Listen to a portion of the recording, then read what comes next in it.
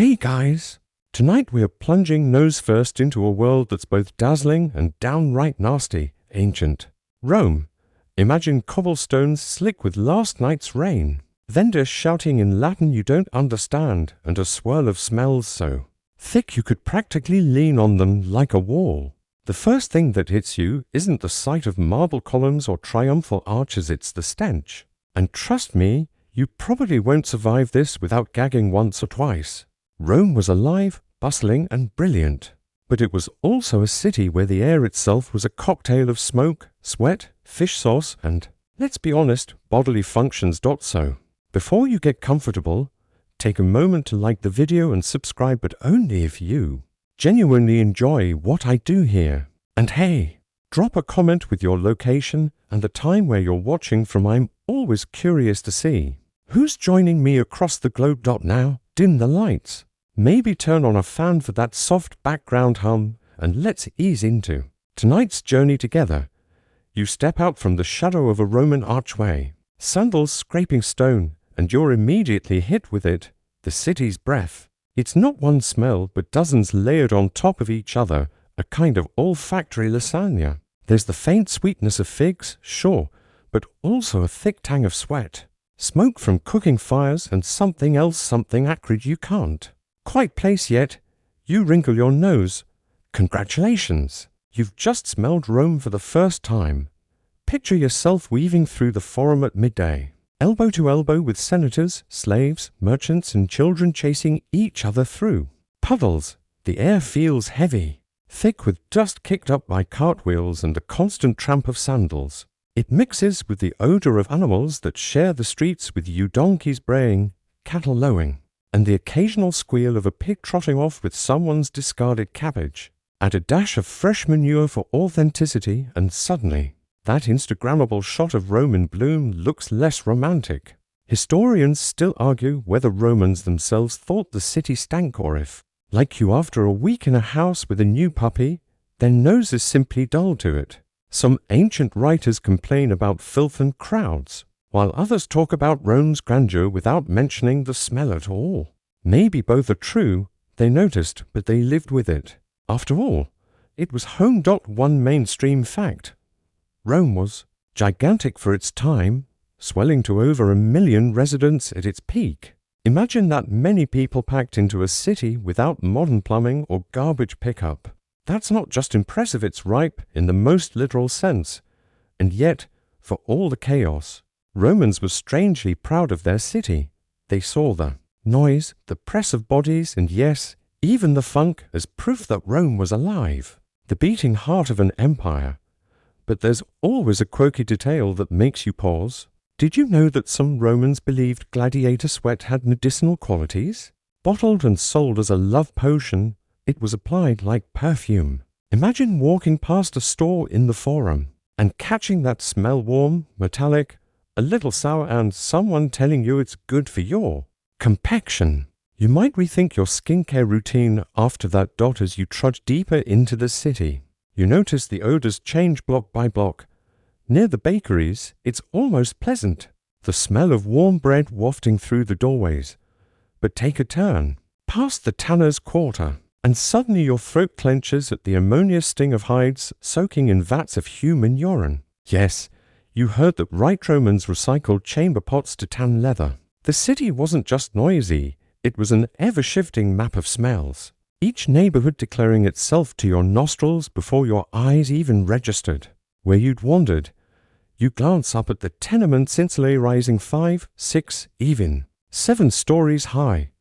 Windows gape open, and you hear the unmistakable splash of a chamber pot being emptied onto the street below. You jump back just in time. Congratulations! You've just dodged your first airborne Roman surprise. The smell lingers though, sour and unmistakably human. You realize that in Rome, the ground you walk on is never just dirt. It's layered with whatever yesterday's tenants couldn't be bothered to carry to the sewers. And here's a fun thought, though maybe not fun for your stomach. The Cloaca Maxima, Rome's great sewer, drained into the Tiber. And yes, that same river provided much of the city's drinking water. Historians still debate how much the sewer actually helped sanitation. since backups and overflows were common. So, that faint wet earth smell by the river, it might not be earth at all. Sleep tight. Every once in a while, though, you get a whiff of something lovely, incense drifting from a temple, or a woman passing by drenched in imported Arabian myrrh. For a moment you feel lifted above the muck, until your sandal squishes in something unidentifiable and you're yanked right back down. As you wander, you realize that smell is the truest guide to Rome. Not the map you bought from a vendor, not the carved inscriptions, but your nose. It tells you when you're nearing the market, when a bakery's oven is firing, or when you're about to walk into the livestock pens near the Circus Maximus. Rome doesn't just speak to your ears or eyes, it shouts up your nostrils constantly, reminding you that greatness and grossness live side by side. And as the sun starts to dip, you catch the smell of smoke thickening in the air. Everyone's lighting their hearths at once, preparing evening meals. The haze settles low, a kind of smog before smog was even invented, tinged with cabbage, lentils, and pork fat. Your throat itches, your eyes water. You realize Rome isn't just seen. It's inhaled, and you've already taken more than your fair share of breaths tonight. Still, you press on, because this is only the first whiff. What comes next will get even stranger. You're already dizzy from that first swirl of smells. But nothing prepares you for your next encounter, the Roman public toilet. You duck under an archway, following a trickle of people, and suddenly you're in a large open room lined with marble benches. Not individual stalls, no, that's far too modern. Here, holes are carved side by side, and you perch shoulder to shoulder with strangers. Tunics hiked up, making eye contact you really don't want to make. The smell hits instantly, a mix of fresh deposits, stagnant water, and an ammonia sting. That clings to the back of your throat. You gag, but the Romans around you barely flinch. For them, this is just another day in the city. Here's a mainstream fact. Public latrines weren't just for relief, they were social spaces. Senators and merchants might conduct business deals while seated, chatting across the benches like it was a conference room. Imagine striking a bargain while trying not to breathe too deeply. Romans believed everything was communal, even their bodily functions. The quirkier side of this picture, instead of toilet paper, you spot a stick with a sponge attached, dunked in a trough of running water. That's the ***, the Roman all-purpose wipe. It's shared. Yes, shared. You grimace as someone dunks it, swirls it around, and hands it off like it's a friendly baton. Historians still argue whether vinegar or salt water was added to disinfect it. Either way, you're not exactly reassured. Suddenly the 3-ply in your bathroom feels like a luxury of the gods. The air here has layers. You smell the acrid tang of human waste, but also damp limestone from the benches and faint whiffs of incense from a nearby shrine. Romans believed certain gods protected the latrines, so someone's left a little offering flowers, maybe now, wilting in the heat. Even devotion can't mask the funk dot as you sit all, more realistically. Hover nervously, you notice the sound of rushing water beneath the benches. The Romans engineered aqueducts to flush waste away, funneling it toward the Cloaca Maxima. You want to believe that makes things cleaner, but judging by the stink, it doesn't quite work. The gases bubble up from the sewer, drifting through the holes, making every breath a challenge. Some ancient sources mention people fearing demons or deadly vapors rising from latrines. Looking at your pale face, you'd believe both. Here's a detail worth noting. Roman toilets were also dangerous. Without doors, they offered little privacy, and stories circulated of rats or snakes slithering up through the holes. Picture yourself mid-conversation, then suddenly leaping 3 feet because something wriggled where you least want it to. No amount of polite Latin phrases could smooth over that exit. You glance around and realize the latrine is a microcosm of Rome's smells in miniature. Sweat drips off workers in from the sun. Oil perfumes waft from wealthier citizens. And the acrid undercurrent of waste ties it all together. Strangely enough, you almost get used to it until a new arrival sits down and tips the balance, and your nose wrinkles all over again. Remember how you dodged that chamber pot splash outside? Here you're not dodging, it's concentrated, contained, and inescapable. You suddenly envy the Romans who could just numb themselves to it. Your own modern nose, pampered by air fresheners and daily showers, feels like a liability here. Still, there's humor to be found. One Roman poet joked that if you wanted to catch up on the latest gossip, skip the forum and head to the toilets, you'd hear more secrets there than in the Senate. You imagine leaning over mid-squat to whisper, "So, how's the grain trade?" This week, try not to laugh out loud, you might draw attention, and you don't want that sponge passed your way. When you finally stumble out, gasping for the open air, the city's general stink feels like fresh mountain breezes compared to what you just endured. The sun hits your face, and you're grateful briefly before the smells of the street reclaim your nostrils. But at least out here, you can breathe again without tasting the air. And yet, there's something fascinating about how Romans accepted all this. Their daily reality included odors that would drive a modern nose into revolt. They carried on, did their business, even conducted politics in places you'd flee from in seconds. That resilience or desensitization says a lot about life in a city of 1,000,000 souls. You press on, relieved but wary. If the public toilets smell like this, what about the bathhouses everyone praises so highly? You're about to find out, and your nose might not thank you for it. You step into the bathhouse courtyard expecting relief, a chance to wash off the reek of the latrine and the dust of the streets. And at first, it seems promising, steam rising gracefully, sunlight dancing on tiled pools, the faint trickle of water spilling from marble spouts. But then it hits the smell. You take a deep breath, expecting lavender-scented calm, and instead you get slapped in the face with a perfume-soaked, sweat-drenched cloud of humanity. Bathhouses were the great equalizer of Rome. Rich, poor, free, enslaved, everyone came here. That meant hundreds of unwashed bodies crammed into hot, steamy rooms.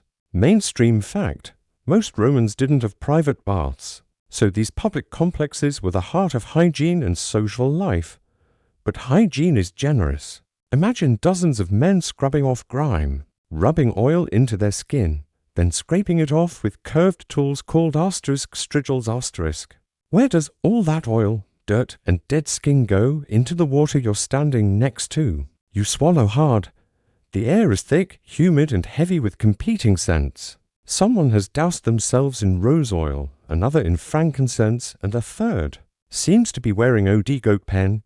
The perfumes are imported and expensive, but in this heat, they turn cloying, like leaving a car air freshener in a sauna. Your head spins.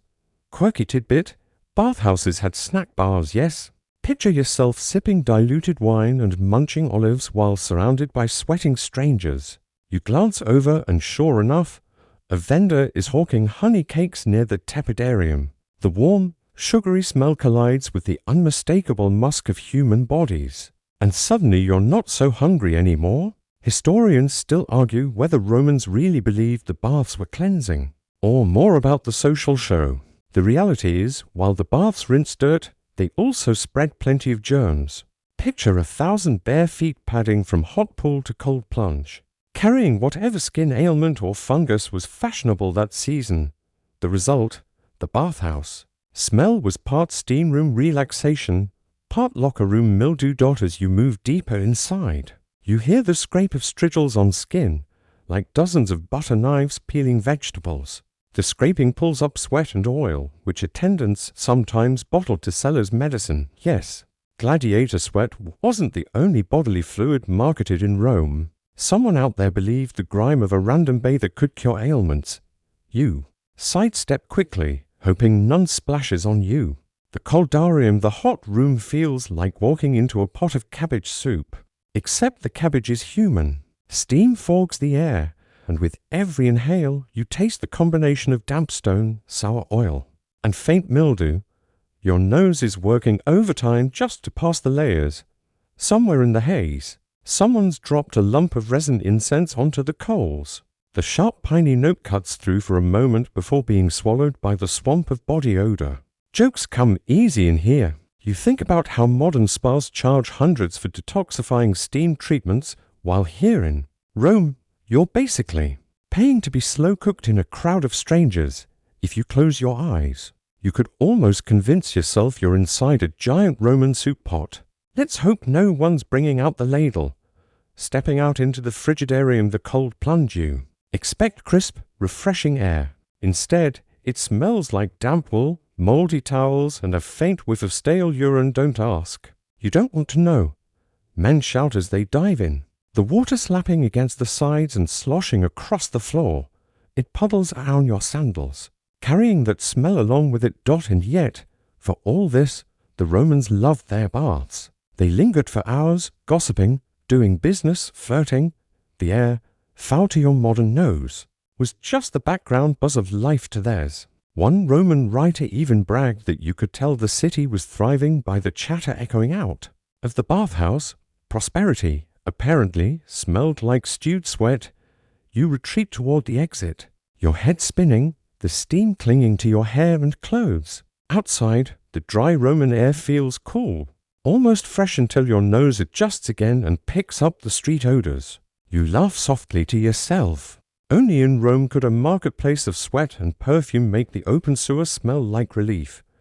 But don't get too comfortable, because just down the street, along the banks of the Tiber, there's another industry waiting for your poor nose to stumble across, and this time, it won't just be sweat, it'll be animal skins soaking in urine until they rot. Ready? Too bad you're already walking there. You follow your nose toward the river, and before you even see the water, you know you're getting close. The sharp, acrid smell of ammonia cuts through the street haze, making your eyes sting.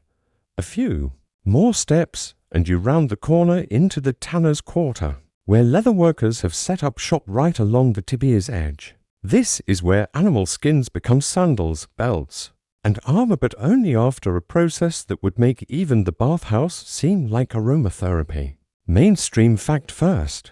Roman tanneries relied on soaking animal hides in vats of urine and water to soften them. The urine provided ammonia, a natural chemical that broke down the fats and hair on the skins. So, while you're walking past, every whiff you get is not just waste, it's waste put to industrial use. Your nose doesn't care about the science, though. It just tells you to run. The smell here is layered misery. Imagine wet dog times 100. Add the sting of cat pee-soaked carpet, then leave it all under the sun for a week. That's your baseline. Then, as workers scrape hair from hides and stir them in the vats, the air fills with a sour, meaty tang. It clings to everything: the walls, the workers' tunics, even your hair. As you pass, here's the quirky tidbit: tanners actually paid people to collect urine for them. Special jars were placed on street corners and ordinary Romans would relieve themselves there. Later, workers hauled the full jars to the tannery. So yes, the city's stink wasn't just accidental, it was organized, harvested, and funneled straight into these pits by the river. You suddenly look at every clay pot with suspicion. Historians still argue whether tanners were seen as essential craftsmen or social outcasts. Some sources suggest they were looked down on, their trade too filthy to mingle with polite society. Others argue that because leather was so important for clothing, armor, and sandals, they must have had a grudging respect. Either way, their neighborhood was unmistakable. You didn't even need a sign. The air itself announced where you were. You watch a worker yank a dripping hide out of a vat, water and urine cascading down his arms. He slaps it onto a wooden frame and begins scraping with a blunt knife, the rhythmic sound filling the air. Each scrape releases another puff of odor. You wonder if his nose even registers it anymore. Maybe he goes home and his family recognizes him before they see him just by the smell. And then there are the leftovers. Not every hide makes it through the process. Rotting scraps pile up by the riverbank, where gulls and stray dogs fight over them. The smell here shifts from sharp ammonia to putrid decay. You take a step back, gagging. It's like the tannery has its own shifting symphony of odors, each worse than the last. Joke number 1 practically writes itself. You think about someone gifting you a new pair of Roman sandals. Smells like quality craftsmanship, they say proudly. And all you can imagine is the long soak that leather took in a neighborhood latrine. It's a gift that keeps on giving. To your nose. What's striking is how close this is to the river itself, the same Tiber that carries drinking. Water and waste also laps at the tannery's edge, washing bits of hair and grease downstream. You try not to think about the bathers who splash in the river further along, blissfully unaware of what floated past hours earlier. Oddly enough, though, you catch glimpses of beauty here. The hides, once cleaned and dyed, glow in the sun deep. Reds, glossy browns. A fresh piece of leather smells almost pleasant, rich and earthy. It's a reminder that even the foulest process can yield something treasured. Still, you'd prefer your sandals without the BACKSTO or Y dot as you leave. The smell clings stubbornly, like it's hitching a ride on your cloak. You shake your head, realizing this city is a patchwork of industries, each one painting the air with its own stench. And just when you think you've smelled it all, you hear a merchant shouting down the street. He's selling garum fermented fish sauce, Rome's favorite condiment. You groan. If the tannery nearly floored you, the fish sauce. Factories might finish the job. You wander away from the tanneries, hoping the breeze off the Tiber might clear your nose. For a moment, it almost works until a new smell rolls toward you. Thicker and somehow fishier than anything you've met before. You follow the trail, reluctantly, like someone rubbernecking a highway accident, until you spot the culprit. Giant clay vats bubbling away in a courtyard. Congratulations, you've found Rome's most beloved yet most infamous export garum. Mainstream fact, garum was a fermented fish sauce created by layering small fish, guts, and heaps of salt, then leaving the mixture to stew in the sun for weeks, even months. The result was a clear, salty liquid prized as a condiment across the empire. Every Roman table had it, from the palaces of emperors to the humblest kitchens. Imagine ketchup, soy sauce, and hot sauce combined into one and multiplied in intensity. But before it becomes the golden liquid, it has two. Ferment. And that's what you're smelling now. The vats bubble with half-rotted fish, their eyes staring blankly up at you while gulls circle overhead, screeching for scraps. The air is damp and oppressive, saturated with the unmistakable tang of rotting seafood. If the tannery smelled like sour waste, this is worse because it's food. Your stomach turns. Quirky tidbit? Some of the finest garum was flavored with herbs or aged like wine, and its makers were fiercely competitive. One producer's garum was so famous that amphorae with his name have been found. As far away as Britain, imagine being remembered by archaeologists 2,000 years later for your fish sauce label. Talk about branding. Historians still argue whether garum's smell was as unbearable to Romans as it is to you. Some sources suggest people complained of the factory's stench, while others describe it as appetizing, even mouth-watering. You find it hard to imagine anyone's mouth-watering right now, unless they're a dog. Or maybe after a lifetime of eating it, Romans simply associated the smell with good food. The way some people today get excited by a whiff of blue cheese. You cover your nose with your cloak as a worker stirs one vat with a long wooden pole. The surface bubbles, releasing a puff of air so strong you step back involuntarily. He laughs, probably used to watching foreigners gag. Another man pours the liquid off into amphorae, carefully sealed for shipping. The rich, clear sauce is worth more than the fish it came from, a liquid treasure carried on trade ships across the empire. You almost pity the sailors stuck on board with barrels of the stuff leaking in the sun. Here's joke number one. Picture a Roman cook handing you a dish and saying proudly, just a dash of garum. You take a bite, trying not to think of the vat you just saw, and nod politely. Yes, delicious tastes like low tide. What really strikes you is how this stench is part of the fabric of the city. It isn't hidden away. Garum factories sat right next to workshops and homes. Imagine living upstairs from a fish sauce factory, hanging your laundry out the window only to bring it back in smelling like dead mackerel. Your neighbors wouldn't even notice.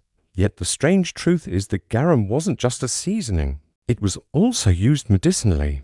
Some Romans applied it to wounds or mixed it into drinks as a digestive aid. You pause, shuddering at the thought. of sipping a garum cocktail after a big meal, your stomach loudly protests. But there's a weird kind of resilience in this. You realize that, to Romans, this wasn't bad smell. This was the smell of dinner, of wealth, of home.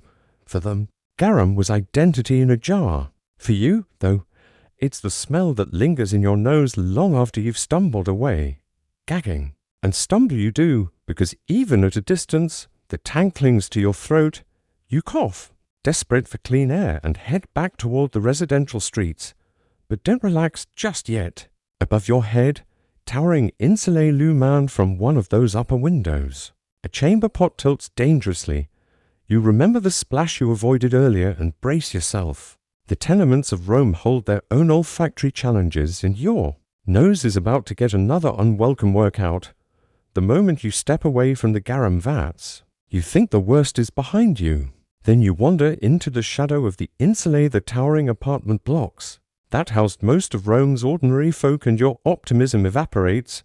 These aren't neat, tidy residences with flower boxes.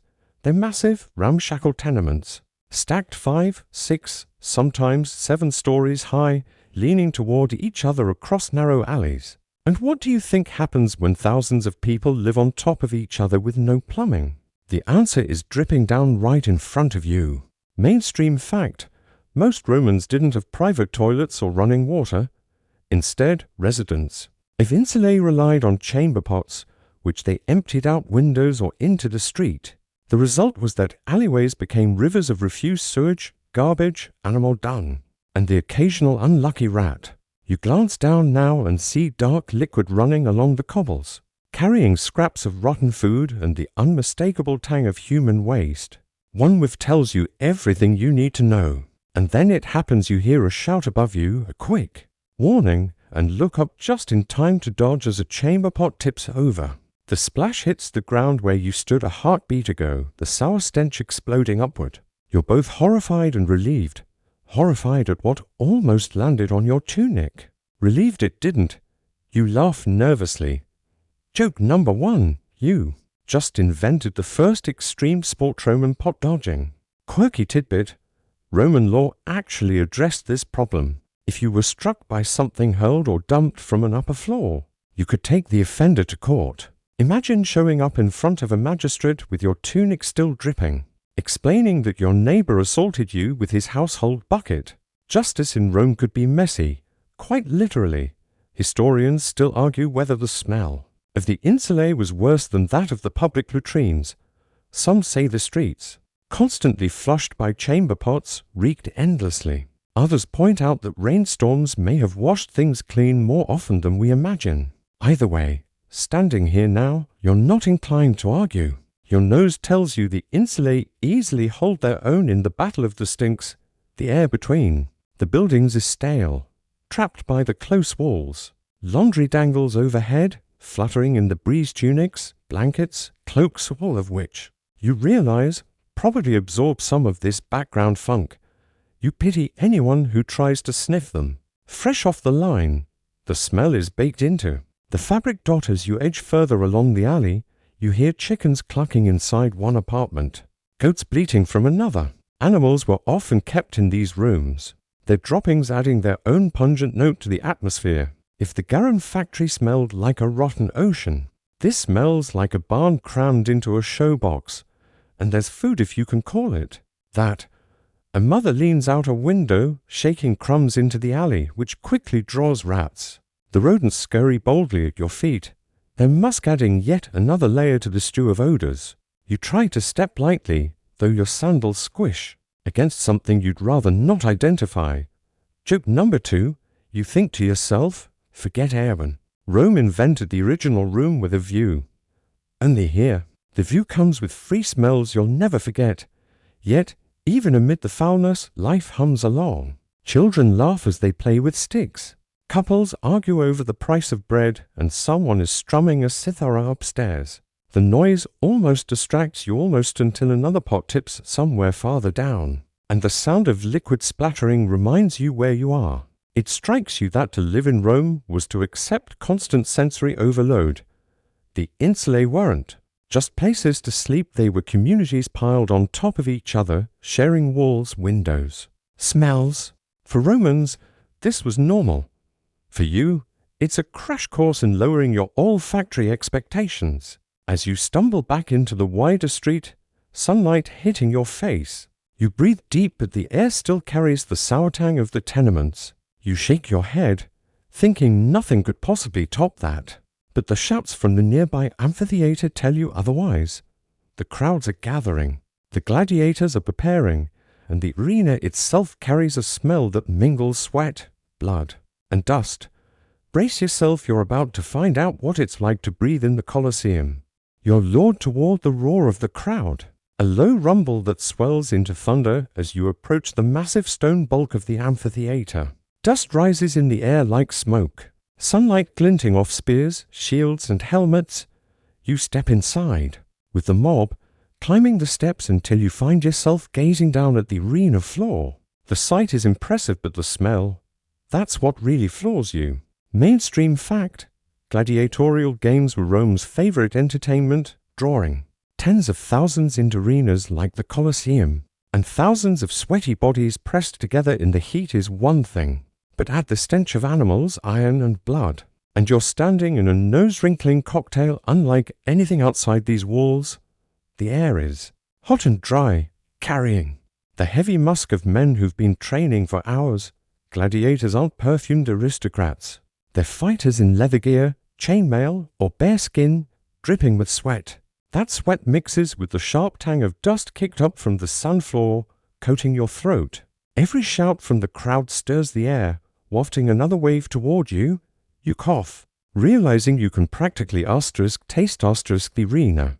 Quirky tidbit: gladiator sweat wasn't just tolerated, it was prized. Fans scraped it off fighters' skin and mixed it into perfumes or even ingested it, believing it held magical or aphrodisiac powers. Imagine being so devoted you'd pay money for a vial of someone's armpit drippings. You look down at the men in the ring and wonder if they realize they're walking apothecaries. Historians still argue whether the games were more about entertainment or political control. Some say the emperors staged them to distract the masses. Others emphasize the cultural obsession with honor and spectacle. Either way, the smell tells you it wasn't just spectacle, it was sensory. Overload designed to keep you captive, nose and all. The fights begin, and the scent shifts. When blades clash and wounds open, the metallic tang of blood rides the air. It's faint at first, but as more fighters fall, the coppery note strengthens, weaving into the dust and sweat. You inhale, and for a moment it feels like licking a rusty coin. You grimace, and then there are the animals: lions, bears, even elephants are kept in cages beneath the arena, dragged out for spectacle. You catch the pungent whiff of dung and musk rising through the trapdoors. The smell of wild beasts mixes uneasily with the human odors above, creating a zoo-like undercurrent that doesn't let you forget the danger. Joke number one comes easily. You glance at the cheering crowd and think, Rome invented the first stadium nachos, except here the topping isn't cheese, it's pure body odor.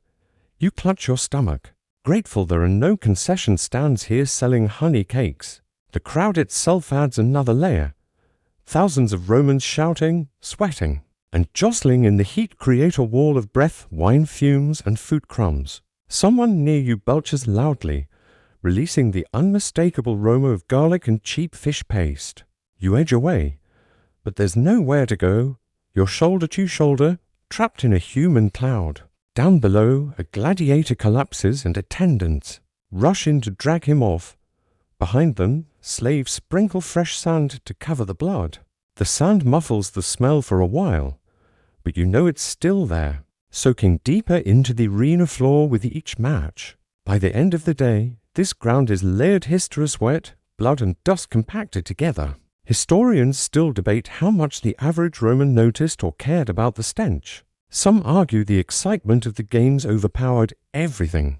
Others suggest the smell was part of the thrill, proof that what you were witnessing was real. Standing here now, you think it's both. Every breath reminds you this isn't theater. It's life and death.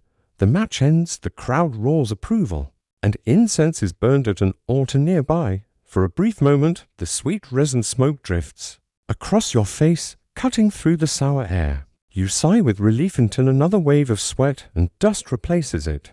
Welcome to the Colosseum, every smell a story.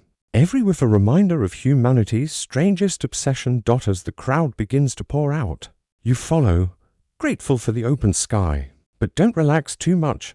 The streets outside the amphitheater are packed with vendors, animals, and spilled food. Market day chaos awaits you, and your nose is about to fight a losing battle. The moment you step out of the amphitheater, the roar of the crowd fades into the sharper roar of the streets.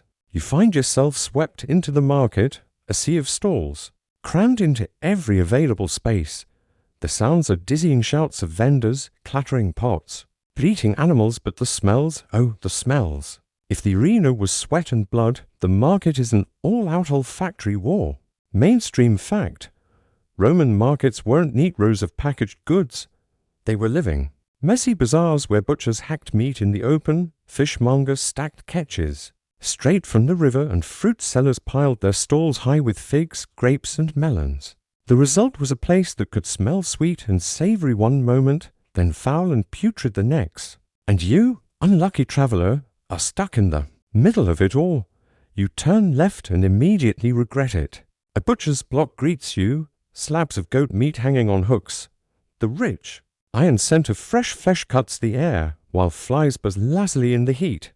Next to it, a heap of discarded bones begins to sour, adding a sharp, nose-wrinkling edge. A boy splashes water to rinse the ground, but the water just mixes the smell into a greasy puddle under your sandals. Quirky tidbit: Romans loved their spices. Merchants carried cinnamon, pepper, and saffron from far-off lands, selling them at astronomical prices. You pause as a spice vendor waves a pinch of pepper under your nose. For a moment, the warm, sharp aroma is glorious, masking the goat stench. Behind you, you smile, sneezing from the tickle, before turning back into the crowd. But just a few steps away, another odor ambushes you. A fish seller has his catch laid out on wooden boards. The early ones still glisten, but the later ones half rotten. Eyes clouded, scales curling, smell like yesterday's garum vat. You pull your cloak over your face, gagging, while the vendor proudly calls out prices. Joke number one pops into your head. Buy one rotten mullet, get a free stomachache. Historians still argue whether Romans noticed how filthy these markets were, or whether their noses simply adjusted. Some texts describe the glorious bounty of the stalls. Others complain of foul stenches and litter. Maybe it depended on the hour, early in the morning. Fresh produce and warm bread by afternoon. A battlefield of spoiled goods and buzzing flies. You push deeper in, hoping for relief, and stumble into the fruit stalls. Here, the air turns sweet over ripe figs, crushed grapes, and melons split open. It's almost pleasant until you realize some of that sweetness comes from fermenting piles. Left too long in the sun, the sticky juice runs down the stalls, attracting wasps and adding yet another layer of chaos. You sidestep quickly, only to bump into someone carrying onions. Now your nose gets punched by sulfur. Overhead, the sun beats down mercilessly, heating the market like an oven. Every smell intensifies meat, turns rancid faster, fish grows sour, and even the spice vendor's wares seem sharper. You catch yourself longing for a gust of wind, even if it carries donkey dung with it. At least that would be honest. Speaking of donkeys, joke number two practically tells itself. A donkey pulling a cart laden with baskets stops right in front. If you to relieve itself, the crowd hardly notices. You mutter, at least the donkey brings its own contribution to the spice mix. Somewhere nearby, bakers are selling bread.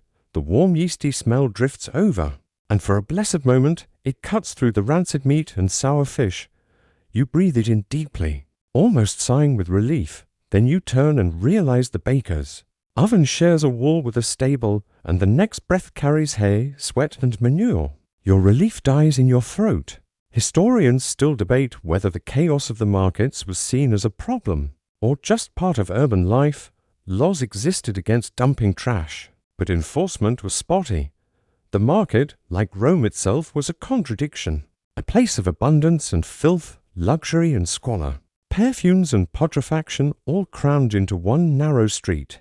As you fight your way out of the press of bodies, your sandals sticky with fruit juice and something less pleasant, you realize there's no winning here. You can't find a fresh air corner in Rome. Every step brings another wave of smells, some delicious, some revolting, all unforgettable. And just when you think you're free, you hear the bray of donkeys and the squeal of pigs, the roadside. Animals are waiting, their droppings scattered generously across the cobbles, daring you to step wrong. The city doesn't let your nose rest, not even for a heartbeat. You shuffle out of the marketplace, relieved to leave the shouting vendors and rotting fish behind. But Rome has no intention of giving your nose a break. The streets themselves are alive, not just with people, but with animals, donkeys plodding, along with carts, dogs darting between legs, and pigs rooting freely through garbage piles. Their presence adds another layer to the city's already overpowering Roma. Mainstream fact: animals were everywhere in Rome. Donkeys and mules hauled goods. Cattle were driven through the streets toward markets or temples, and pigs roamed as four-legged scavengers. Dogs served as guards or companions, but strays lingered in the alleys. All of these creatures left their mark quite literally on the cobblestones. What you smell underfoot now isn't just human refuse, but the combined droppings of an entire menagerie. The donkeys are the first to catch your attention. Their dung is fresh, steaming in the midday sun, filling the air with a pungent, earthy musk. A cart rolls past, wheels crunching over the mess, smearing it into the street. The driver doesn't even glance down. You sidestep carefully, but your sandals already carry traces of the road's perfume. Quirky tidbit: pigs in Rome weren't just tolerated, they were sometimes celebrated. Herds were driven through the streets during festivals, their squeals echoing between the walls. One ancient writer even joked that pigs cleaned the city better than the magistrates. Rooting through garbage piles and eating scraps, you glance at a pig now, happily munching a discarded fig, and wonder if that makes it Rome's first sanitation worker. Historians still argue whether the presence of animals made the city unbearably foul, or simply added to the background noise of urban life. Some sources complain bitterly of noise and stench, while others barely mention it, as though cows and pigs in the streets were as normal as paving stones. From your modern perspective, though, the smell is impossible to ignore. You pass a group of cattle being herded toward a temple, their hooves clattering on stone. The animals snort and huff, their hot breath carrying the sharp tang of dung and hay. One lets loose a steaming pile in front of a sandal maker's stall. The merchant waves it away with his hand, shouting as though annoyed at the cow for hurting business. The cow, of course, is unmoved. Joke number one hits you as you dodge another pile. Rome invented the obstacle course long before game shows, except here. The prize is making it home with clean sandals. Dogs add their own contribution. Packs of strays scavenge around the edges of the market, yelping and fighting over bones. The smell of wet foot drifts from one that has clearly been rolling in something less than fresh. You wrinkle your nose. Then you notice wealthy Romans walking their lapdogs tiny, perfumed animals that look out of place amid the chaos. The contrast is almost comical. One dog reeks of garbage, the other of rose oil. Both leave their droppings behind, and neither owner picks them up. The noise amplifies the stink. Brays, squeals, and barks bounce off the narrow walls, carrying with them the unmistakable musk of animals in close quarters. You think back to the bathhouse and realize oddly that animals smell worse. At least humans try to hide their funk with perfume. The pigs and donkeys couldn't care less. Quirky sight: a goat nibbles at a garland of flowers left from a festival. Its breath sweet and sour at the same time. A child laughs and pets its head. Unbothered by the smell, you realize that Romans grew up nose-blind to this chaos. For them, the stench was simply the smell of home. Historians still debate how clean the main thoroughfares were. Some argue that magistrates employed teams of workers to clear manure daily. Others claim most roads were left filthy, cleaned only by rain. Standing here now, with flies buzzing around your ankles, you'd put money on the latter. Joke number 2 sneaks in when you see a man slip, sandals skidding in donkey dung. He flails comically before regaining balance, muttering curses. You can't help but chuckle, forget slapstick comedy Rome's streets already had banana peels, just in a different color. By the time you reach the end of the street, the smell of animals has blended seamlessly with everything else: spilled wine, sweat, sewage, smoke. Your head spins, your stomach churns, and yet, somehow, you're curious. If this is what ordinary streets smell like, what about the villas of the wealthy? Surely their perfumes and ointments mask the rot. You're about to find out. The scent of roses and myrrh drifts faintly on the breeze, promising luxury or at least a temporary reprieve for your nose. You follow the faint trail of sweetness through the chaos of dung-slick streets and end up at the edge of a villa. The noise outside muffles as you slip through a colonnaded entrance, and suddenly the air changes. Gone is the pungent mix of pigs and chamber pots. In its place, a wall of perfume crashes into you. Heavy, cloying, unmistakable. This is the world of Rome's elite, where fragrance wasn't just about smelling nice, but about displaying wealth and power. Mainstream fact: Roman elites adored perfumes. They imported myrrh, frankincense, cinnamon, and roses from as far as Arabia and India. Oils were steeped with petals, gums, or spices, then stored in delicate glass vessels. The wealthy drenched themselves in these concoctions, layering scents until they practically announced their presence before entering a room. To your nose, already battered by the streets, it's overwhelming, like stepping into a florist's shop that's on fire with incense. At first, you sigh with relief. Rose oil drifts past your face, floral and soft, almost washing away the barnyard stench you've been marinating in. But then another wave hits, this one thick with myrrh, resinous, and smoky, then frankincense, sharp and medicinal. Each guest in the villa seems to be wearing a different scent, and they don't blend so much as collide. Your head spins. Joke number 1 writes itself. Rome's perfume aisle smells less like heaven and more like a fist fight between flowers. Quirky tidbit: some Romans believed too much perfume was decadent, even immoral. Writers complained that men who smelled like roses were unmanly, while others mocked women for drenching their clothes until the scent lingered days later. Yet fashion demanded it. There are even stories of entire banquet halls perfumed, with flower petals scattered on floors and ceilings dripping with aromatic oils. You glance up at this villa's ceiling and spot faint stains where perfumes have soaked in. Even the plaster remembers. Historians still argue whether these perfumes genuinely masked the city's stench or simply added another layer to it. Did wealthy Romans smell better, or did they just smell different, like rose-covered goats in a smoky barn? You can't decide. Right now, it feels like your nose is trying to process two realities at once: rot outside, roses inside. You wander deeper, passing couches where men recline at a banquet. Their tunics glisten with oil, their hair slicked back with perfumed pomades. Each time someone gestures, a new puff of scent wafts toward you: spikenard, saffron, cinnamon. You almost long for the honest simplicity of donkey dung, at least that didn't make you dizzy. Here's joke number 2. One man laughs loudly, sloshing wine as he leans in. His breath carries both garlic and roses, an unholy duet. You think, so this is what romance smells like in Rome, like someone tried to perfume a garlic knot. The women, too, are drenched in fragrance. They powder themselves with scented chalks, smear their arms with rose oil, even perfume their wigs. One woman adjusts her jewelry and a puff of violet oil escapes, floating right under your nose. For a moment, it's lovely until it clashes with the cinnamon cloud drifting from her neighbor. You sneeze, drawing a few raised eyebrows. Quirky. Practice. Some perfumes were burned directly in rooms, filling entire spaces with haze. The villa's triclinium dining room smells like a campfire in a rose garden. Dishes of incense smolder on tables, their smoke curling into your cloak. It clings to your fabric, a souvenir you didn't ask for.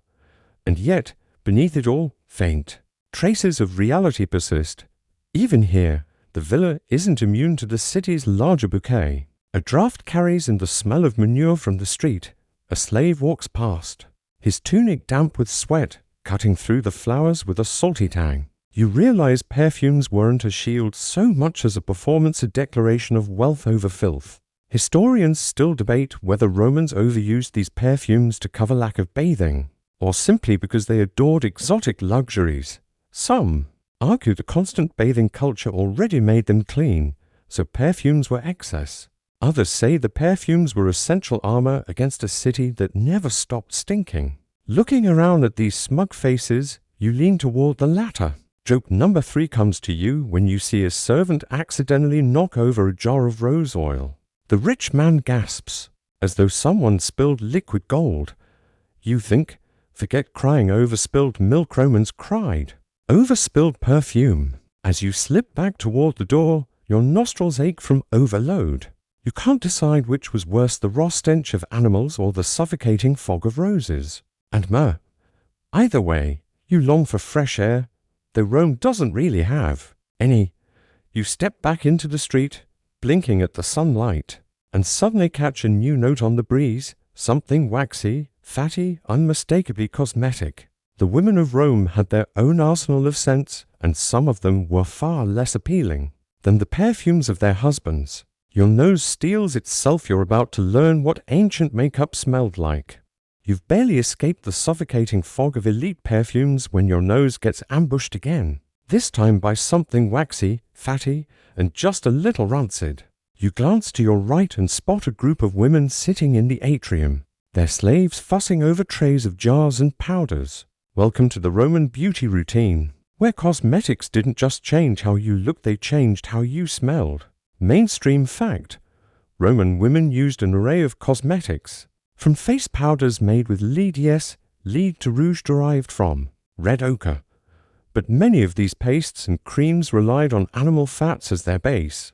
That means every dab of lipstick or smear of eyeshadow carried the faint odor of grease, sometimes gone sour in the heat.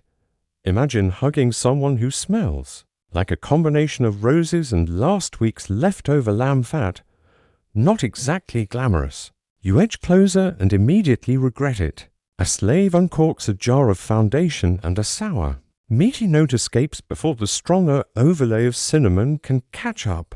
Another slave grinds charcoal into eyeliner, the acrid smell of burnt wood curling through the room. The women chatter happily, noses unbothered, while yours is fighting for its life. Quirky tidbit: some cosmetic recipes included truly bizarre ingredients. Crocodile dung, for example, was sometimes mixed into pastes as a supposed sunscreen. You imagine a fashionable Roman lady dabbing her face with reptile droppings, then powdering it over with chalk. Joke number 1 comes instantly. SPF in Rome. That stood for smells pretty foul. Historians still argue whether cosmetics were more about beauty or status. Some claim Roman women genuinely wanted to look paler, smoother, younger. Others suggest the real point was to flaunt wealth. Only the rich could afford saffron or exotic resins for makeup. Either way, the result wasn't just visible, it was olfactory. You could smell the layers before you saw the shimmer. You lean back, watching one woman apply rouge with a careful hand. The color glows bright against her powdered skin. But when she leans closer to whisper to her friend, the faint whiff of animal fat drifts with her. You suppress a gag. Maybe beauty really is pain, at least for the nose. Another detail: wigs were common, especially for older women. To maintain them, they were rubbed with oils or perfumes. But in the heat, the oils went rancid. You glance at a matron adjusting her wig and catch a whiff of something halfway between olive oil and spoiled butter. You mutter to yourself, that's not hair, it's a traveling cheese shop. Joke number 2. Still, not all of it is unpleasant. A slave sprinkles powdered iris root onto a cloth, and the delicate, floral scent drifts toward you. For a moment, it cuts through the heaviness, reminding you of spring flowers. Then someone opens another jar of goose fat mixed with saffron, and the illusion shatters. You're back in the stew of rancid meets exotic. Historians still debate how men felt about all this. Some Roman writers mocked women for overusing cosmetics, calling it deceitful or excessive. Others praised their beauty without mentioning the smell at all. Maybe, like the perfumes of the elite, People simply accepted it as part of the price of looking the part. For you, though, it's another assault on your already battered nostrils. Joke number 3 forms as you watch a young woman dab a paste onto her cheeks, then lean in to admire herself in a polished bronze mirror. You think, she looks radiant until you realize the glow is coming from goose grease. And yet, there's a strange resilience in it. These women, like the men in their perfumed banquets, weren't trying to erase the stink of Rome. They were layering over it, creating their own scented armor against the city's chaos. For them, smelling like roses and goose fat was a victory. For you, it's another reminder that in Rome, beauty was never just visual, it was a full body, full nose experience. You step back into the street, shaking your head, the odors clinging to your cloak, and just when you think your senses can't take another round, a new smell drifts toward you: leather, wool, sweat, and campfires. The Roman legions are nearby, setting up camp, and their scent is unmistakable. Brace yourself, it's time to breathe in the army. You follow the sound of clanking armor and shouted Latin commands, and before long, you're surrounded by the unmistakable smell of a Roman military camp. Forget the perfumes of the villas or the rancid goose fat of cosmetics here. The air is dominated by leather, sweat, smoke, and wool. It's the smell of an empire on the march, and it's not exactly inspiring. Mainstream fact: Roman legions were highly organized, and their camps reflected that discipline. Rows of tents, orderly fire pits, and racks of weapons created a miniature city wherever they stopped. But order doesn't eliminate odor. Imagine hundreds of men living shoulder to shoulder, rarely washing, dressed in wool tunics and heavy leather gear. The result is a thick, suffocating musk that hits you like a wall. The leather is the first thing your nose catches. Freshly oiled straps glisten on armor, but many are cracked and sweat-soaked, giving off a tang somewhere between saddle shop and barnyard. Then comes the wool, thick, damp, and unwashed, the smell of wet sheep lingering even after the animal's long gone. Add the constant sweat of men drilling under the sun, and the scent becomes overwhelming. Quirky tidbit: soldiers sometimes collected their urine to clean armor and clothes. Yes, you heard that right. Ammonia in the urine acted as a primitive detergent. So not only do the soldiers smell of sweat and leather, but their cloaks might carry the faint tang of yesterday's chamber pot. Joke number 1 forms quickly. Rome conquered the world armed with swords, shields, and ODP. Historians still argue whether legionaries bathed regularly on campaign. Some evidence suggests they set up makeshift bathhouses or jumped into rivers when possible. Others think days or weeks could pass without much washing, leaving camps rank with sweat and smoke. Looking around, you lean toward the second theory. The campfire smoke doesn't help. Fires are fueled by whatever's handiwood, dung, or even straw, and the haze clings to every tunic and tent flap. The smell is thick, acrid, and constant. You cough, your throat scratchy, your eyes watering. Soldiers don't notice. They're too busy sharpening blades or roasting hunks of meat over the same smoky flames. The food itself adds another note. A pot of boiling grain sends up a nutty, earthy aroma. But nearby a soldier stirs a stew of cabbage and salted pork, the sulfur of the vegetables mixing with the brine of the meat. You wrinkle your nose. Joke number 2, Roman rations guaranteed to keep enemies away, mostly from the smell. And then there's the latrine. Camps are designated trenches, but with hundreds of men using them, the smell drifts back into the tents. You catch a breeze carrying the sour edge of human waste, blending seamlessly with smoke and sweat. It's almost impressive how thoroughly the camp refuses to let you forget where you are. But not everything is foul. A leatherworker oils a new shield, the scent rich and earthy, almost pleasant. Another soldier burns resin in a small dish, hoping to mask the stink. The piney smoke lifts the air for a brief moment until the next gust brings back the reality of sweat-soaked wool. You sigh. Historians still debate how soldiers endured these conditions for years on campaign. Some argue they grew accustomed to it, their noses dulled. Others suggest constant exposure made them more resilient, even proud of their toughness. For you, though, resilience feels like a distant dream you're already searching for a way out. Joke number 3 lands as you watch a soldier nap on his cloak. Flies buzzing happily around him. You think, Rome didn't need war elephants, the flies alone could chase an enemy army off the field. As you back away from the camp, the sounds of drilling fade, but the smell clings stubbornly to your cloak. You breathe deep, hoping for relief, and catch a new scent rising on the breeze, smoke mixed with boiling vegetables, wafting from household kitchens across the city. You groan softly because if the army smelled like conquest, the Roman kitchen smelled like cabbage, and you're about to walk straight into it. You drift away from the clang of armor and the tang of sweat, only to wander into another battlefield entirely the kitchens of Rome. At first, you think the haze ahead is just city smog, but as you step closer, your nose confirms the truth. It's kitchen smoke, and it clings to the alleys like fog after rain. You cough lightly, tasting wood ash on your tongue. This, you realize, is how Rome cooked. Fires everywhere, smoke everywhere, and no such thing as an exhaust fan. Mainstream fact. Roman households, especially poorer ones, relied on clay braziers or open hearths fueled by wood and charcoal. The rich might have spacious kitchens, but in the crowded insulae, people cooked in tiny rooms or even on the street. That meant the city was constantly speckled with plumes of smoke, a haze that settled in every cloak, curtain, and lung step into any neighborhood at dinner time, and the smell of cooking was unavoidable. And it's not all bad. At one doorway, you catch the earthy aroma of lentils bubbling in a pot, their nutty scent thickened with garlic and herbs. For a moment, your stomach growls. But then, 2 steps later, another pot hits your senses. Cabbage. Boiling cabbage. Its sulphurous reek spreads like an invisible slap, cutting through the lentils and straight up your nostrils. You wince. Joke number 1. Rome didn't need chemical warfare. They just needed a pot of cabbage stew.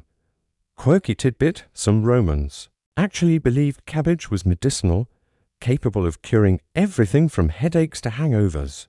Cato the Elder praised it as a miracle plant, so families ate it constantly. You imagine him bragging about its benefits, while everyone around him discreetly tries not to gag from the smell. Historians still argue whether Roman kitchens were more dangerous for their smoke than for their food.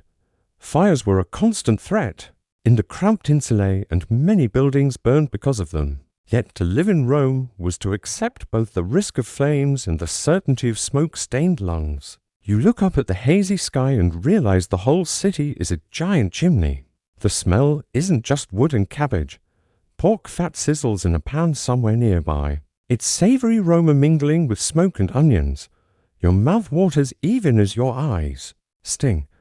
A child rushes past you holding a loaf of bread, still steaming from a communal oven, the yeasty scent trailing behind him. You sigh with longing, then gag a second later when a neighbor dumps fish heads into the street, their sour reek joining the symphony. The contrast is constant. One moment, you're tempted by roasting chestnuts, the next, you're slapped with the stench of burned barley gruel. Some cooks sprinkle herbs like oregano and coriander, adding fleeting bursts of fragrance. Others scorch their meals into charred lumps that smell like wet firewood. The whole city is a patchwork of savory, smoky, and sulphurous notes layered together. Quirky moment. A baker opens his oven to reveal honey cakes, the sweet caramel scent briefly overtaking the air. Children squeal and gather, waiting for scraps. You smile until a gust of wind blows smoke from a nearby dung-fueled fire, smothering the sweetness in acrid haze.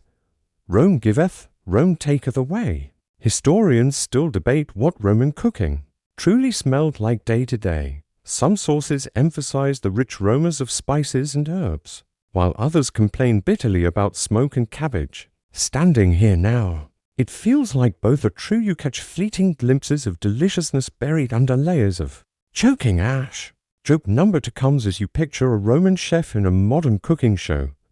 Today we're making boiled cabbage.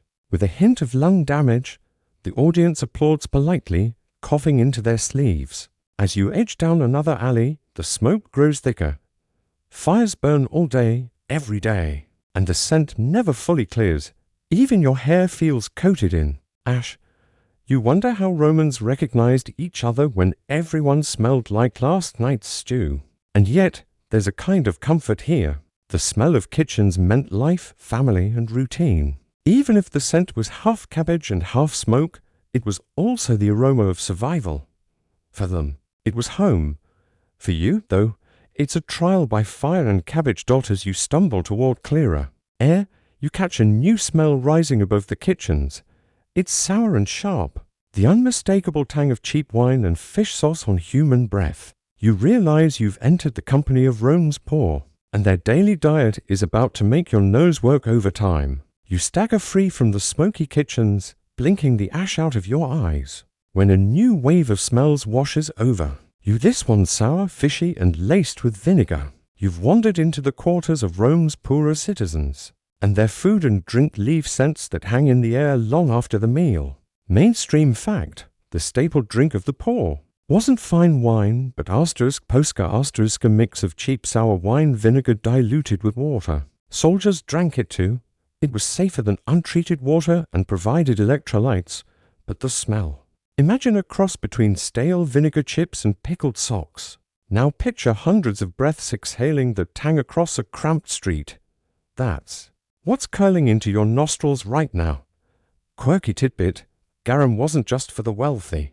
Cheaper versions of the fish sauce were sold in poorer neighborhoods, often cloudy, salty, and downright rancid. Mixed with bread or porridge, it filled stomachs but left a ghostly after scent that lingered in conversation. You lean close to listen as two men argue over grain prices, and instantly regret it. Their words carry garlic, sour wine, and fermented fish.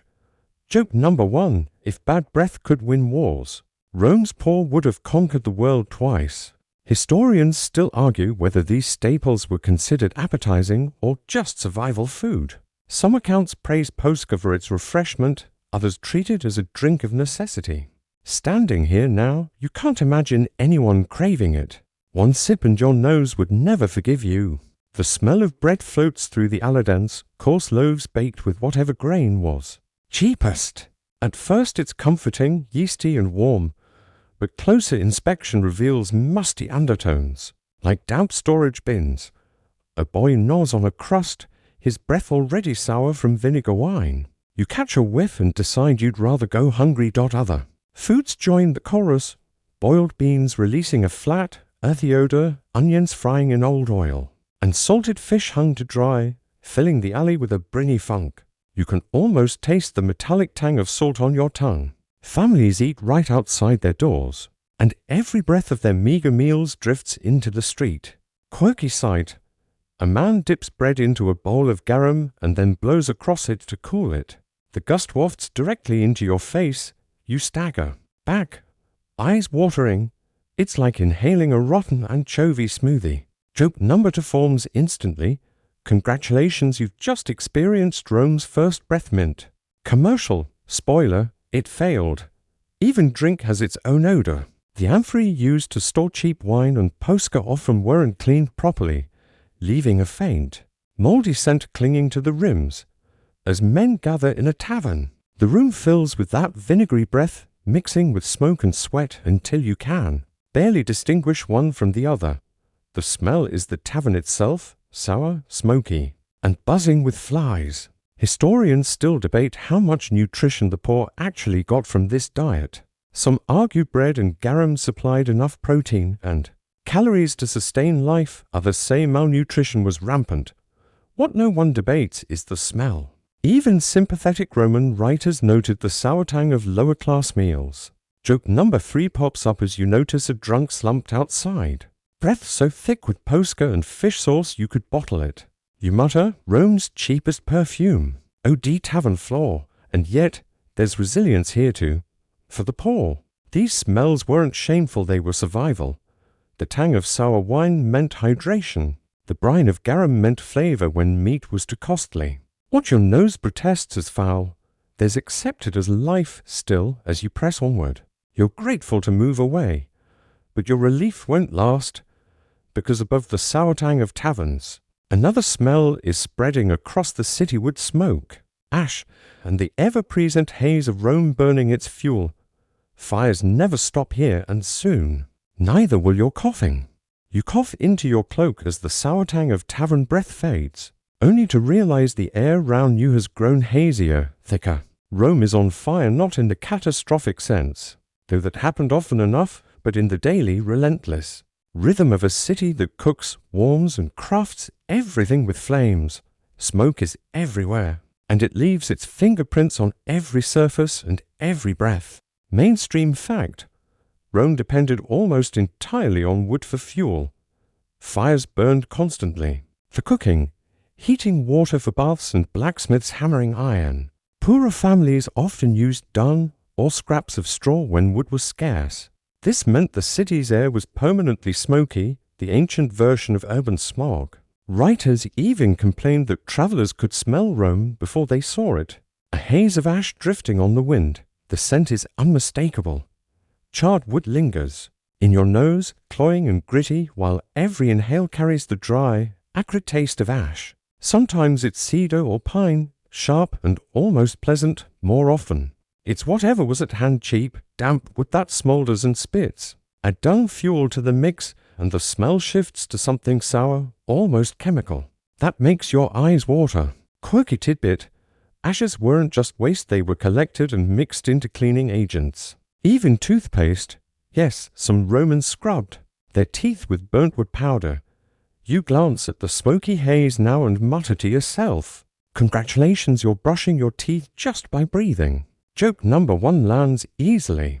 Historians still argue whether the city's constant smoke was seen as a health hazard, or just accepted as part of urban life. Some sources note it staining the marble buildings, others ignore it entirely, focusing on Rome's grandeur. Standing here, wiping grit from your eyes, you lean toward the first group. Soot is everywhere on your cloak, in your hair, even on your tongue. The smell intensifies at certain corners. You pass a bakery, ovens roaring, and the yeasty sweetness of bread almost redeems the haze. But then your sandals crunch on straw. Outside a blacksmith's forge, where the heat sends up clouds of metallic-smelling smoke. It burns your throat, leaving a coppery tang. You imagine what the smith must inhale every day just to make a few horseshoes. Joke number 2 creeps in as you notice children playing in the soot, their faces streaked black. You think, forget face paint Rome's kids got free charcoal, masks with every afternoon. But the real menace isn't the smell, it's the danger. Fires were the nightmare of Rome's insulae, where one kitchen blaze could leap across rooftops and consume entire blocks. The smoky tang in the air is a reminder of that constant risk, a background anxiety that never quite leaves. You shiver, not just from the haze, but from imagining the sudden roar of flames in the night. Meanwhile, food adds its own signature to the haze. Someone nearby is boiling lentils, the earthy scent swirling with cabbage sulfur. Another family roasts pork, the fatty smoke mixing into the already thick air. Together, it's a stew of aromas comforting and suffocating at once. Your nose is confused, your lungs exhausted. Quirky sight: an incense seller passes by, waving a dish of resin smoke to mask the odor. For a moment, piney frankincense cuts through the haze, sharp and clean. Then a gust of wind blows, and it's swallowed by cabbage and dung. You can't help but laugh softly at the futility. Joke number 3: in Rome, incense didn't cancel. The smell, it just joined the party. Historians still debate how far this smoke traveled. Did the suburbs smell it as strongly? Did visiting ambassadors wrinkle their noses upon arrival? You imagine foreign dignitaries entering the city with streaming eyes, choking politely as they praised Rome's greatness. By now, your throat feels coated, your nostrils lined with soot. You long for air that isn't filled with fire. But Rome isn't finished with you yet. Just beyond the smoky haze, you spot a pile of refuse. Dogs nosing at it, a dead animal slumped beside it. The street cleaners are nowhere in sight, and the smell rising from the corner is far worse than wood smoke. You steel yourself because now you're walking straight into Rome's trash heap. The smoke clears only to reveal something worse. A corner piled high with refuse. You can smell it before you see it, a rank combination of rot, sourness and decay that makes even the smoky cabbage haze seem merciful. You step closer, trying to breathe shallowly and realize you've stumbled into one of Rome's most persistent problems: garbage. Mainstream fact: Rome had no organized trash collection like we do today. Instead, rubbish was often dumped into pits, carted to the outskirts, or simply left on the street. Animal carcasses, broken pottery, food scraps, and even household waste piled up until someone, usually a team of slaves, hauled it away. But the system wasn't consistent, and for every cart that made it out, another heap sat festering in an alley. What you're smelling now is days, maybe weeks, of accumulation. The first note is unmistakable: spoiled vegetables. Squishy cabbages, rotting figs, and half-melted grapes ooze together in a sticky puddle. Their sweetness turned sour. Flies swarm, buzzing so loudly you can hear them over the chatter of the street. A dog noses in, tail wagging, before dragging. Of a slimy melon, you gag quietly. Quirky tidbit: dead animals were often left where they fell until someone bothered to drag them away. Donkeys, dogs, even pigs collapsed in the streets, their bodies swelling in the sun. You spot one now, a small dog stiff at the edge of the heap, its fur already crawling with insects. The smell is thick, meaty, unmistakably final. Joke number 1 slips grimly into your mind. Rome's street cleaners weren't late, they were just letting the air marinate. Historians still argue whether Rome had enough public slaves to manage the sheer volume of waste. Some argue the city was better organized than we think, with teams assigned to clear the busiest streets. Others insist the evidence points to chronic neglect, with piles like this common in poorer districts. Standing here, swatting flies from your face, you'd cast your vote for neglect. The heap is layered, each stratum releasing its own assault. Broken amphorae leak rancid oil, sharp and sour. Fish bones curl at odd angles, their smell intensified by the heat. Somewhere deeper, cloth scraps fester with mildew. And on top of it all, someone has just tossed fresh human waste as casually as throwing out an apple core. You step back, nose wrinkled, wishing for incense, even bad incense. Children dart past, giggling, using sticks to poke the pile. One squeals as a rat bolts out. Skittering across the street, the rat's musk lingers. Sharp and acrid, another note in the symphony of stink. Joke number 2, Rome didn't need circuses, the garbage heap was its own entertainment. And yet, people barely blink. A merchant sits nearby, selling figs as though the heap weren't festering a few paces away. His fruit smells fresh, sweet, tempting until a gust of wind carries the trash peel's stench straight over it. You groan, realizing that even Rome's best food was seasoned with a side of rot. Quirky sight: a woman sprinkles ashes from her brazier onto the pile, maybe to dampen the smell. For a moment, the acrid smoke cuts through the rot, but only for a moment. The garbage wins. It always wins. Historians still debate how this constant exposure affected health. Did it spread disease? Or did Romans build up iron stomachs from years of breathing and eating in such conditions? Archaeologists find evidence of parasites in latrine soil, so the answer may be both. Still, watching a boy happily munch a fig within sniffing distance of a carcass, you wonder if immune system training was Rome's unintentional legacy.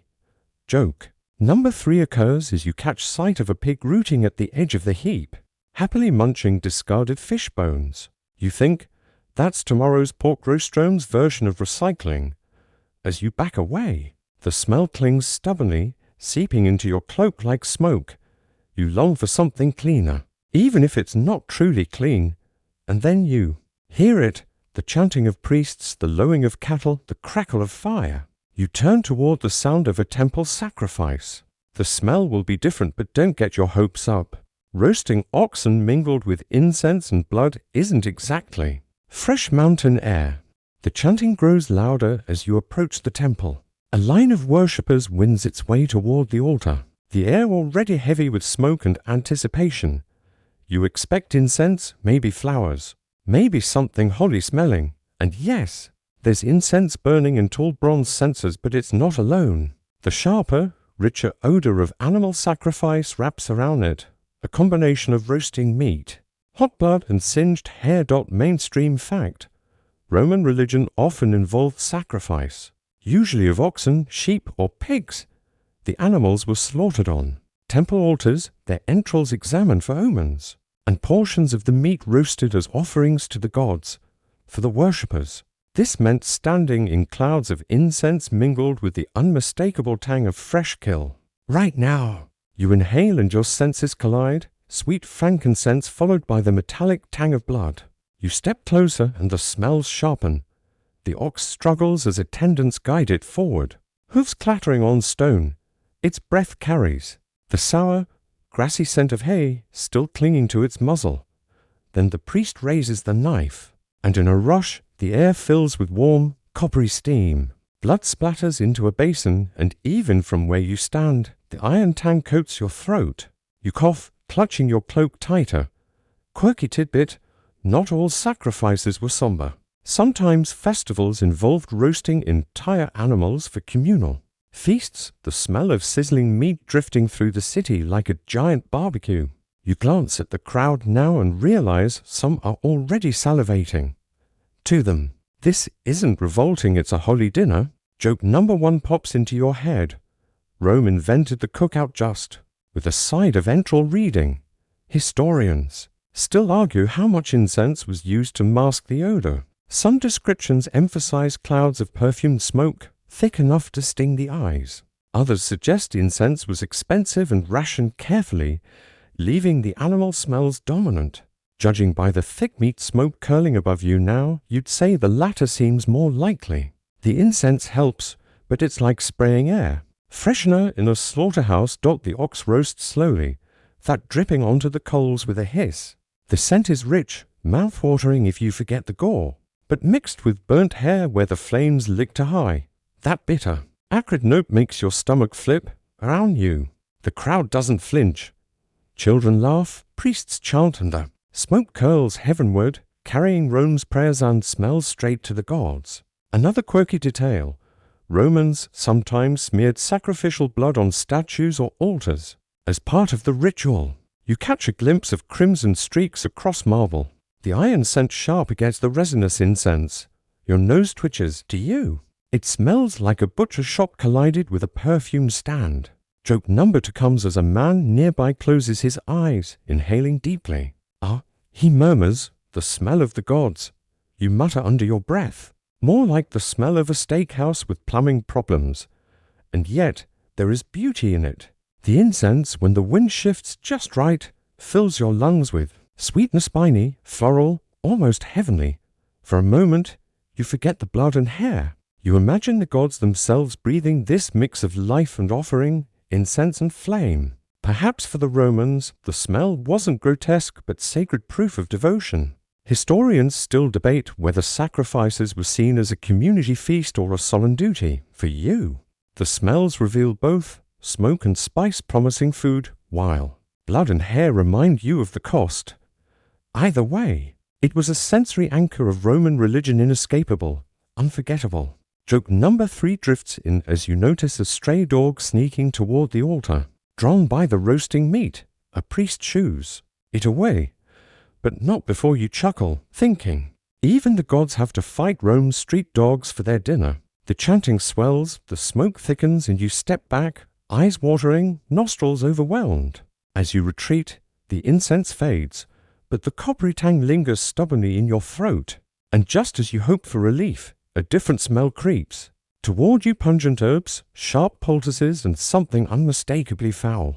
You've stumbled into the world of Roman doctors, where medicine and rot went hand in hand. You leave the temple's smoke and copper tang behind, only to find yourself in an even stranger blend of odors. The shouting of priests fades into the murmurs of patients, and you realize you've stumbled into a physician's corner.